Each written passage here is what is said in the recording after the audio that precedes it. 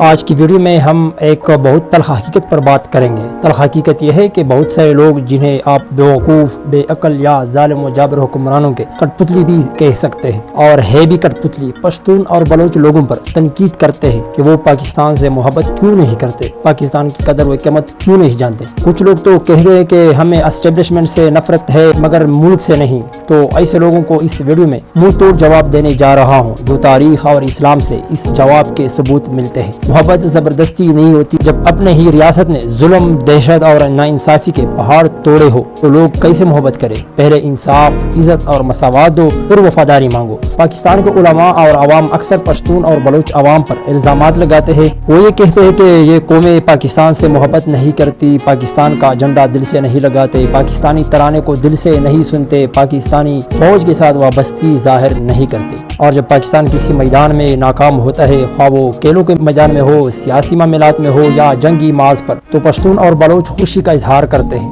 ایسے میں پاگل علماء سو اور عوام فوراً انہیں غدار اور دشمن کے ایجنٹ قرار دیتے ہیں۔ لیکن اصل سوال یہ ہے کہ کیا محبت زبردستی کی جا سکتی ہے؟ کیا کسی پر یہ فرض کیا جا سکتا ہے کہ وہ اس ریاست سے محبت کرے جس نے اس کے ساتھ ظلم اور ناانصافی کی انتہا کر دی ہو؟ پشتون اور بلوچ قوموں پر جو مظالم ڈھائے گئے، ان کی مثال دنیا کے کسی اور ملک میں نہیں ملتی۔ نہ بھارت نے اس حد تک ظلم کیا، نہ اسرائیل نے، نہ امریکہ نے، اور نہ ہی کسی اور ریاست نے۔ یہ ایک تلخ حقیقت ہے کہ ان قوموں نے اپنی ہی ریاست کے ہاتھوں سب سے زیادہ زخم کھائے ہیں۔ ایک مفتی صاحب سے میرا بحث چل رہا تھا تو اس نے کہا کہ ایک گھر کے اندر اگر بھائی لڑ رہے ہو تو وہ سارے بھائی باہر کے دشمنوں کے لیے اکٹھے ہو جاتے ہیں۔ یہ بات درست ہے کہ گھر کے بھائی اگر آپس میں لڑ بھی رہے ہو تو باہر کے دشمن کے مقابلے میں اکٹھے ہو جاتے ہیں، لیکن تاریخ یہ بھی بتاتی ہے کہ جب گھر کے اندر ظلم حد سے بڑھ جائے تو بھائی بھی دشمن بن جاتا ہے۔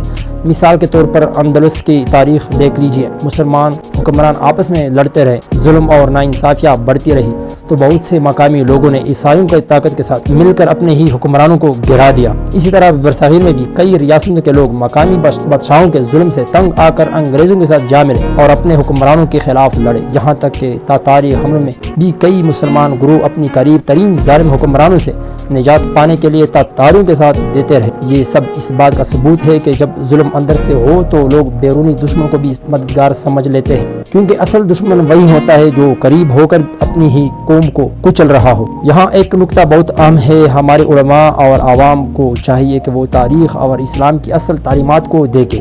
مثال کے طور پر جب حضرت حمزہ رضی اللہ عنہ شہید ہوئے اور ہندا نے ان کا جگر نکال کر چھپایا، یہ ایک انتہائی بھیانک ظلم تھا۔ بعد میں جب ہندا مسلمان ہوئی تو رسول اللہ صلی اللہ علیہ وسلم نے اسے قبول تو کر لیا، لیکن ساتھ ہی فرمایا کہ میرے سامنے مت آیا کرو، کیونکہ جب بھی تم سامنے آتی ہو تو مجھے اپنے پیارے چچا حضرت حمزہ رضی اللہ عنہ یاد آ جاتے ہیں۔ یہ واقعہ ہمیں یہ سبق دیتا ہے کہ اسلام میں ظلم کو کبھی بلایا نہیں جا سکتا۔ آپ دشمن کے ساتھ بھی ایک حد تک تعلق رکھ سکتے ہیں، مگر ظلم اور زیادتی کی یاد انسان کے دل سے کبھی نہیں جاتی۔ یہ انسانی فطرت ہے کہ جو زخم دل پر لگے ہو وہ کسی صورت آسانی سے نہیں بھرتے۔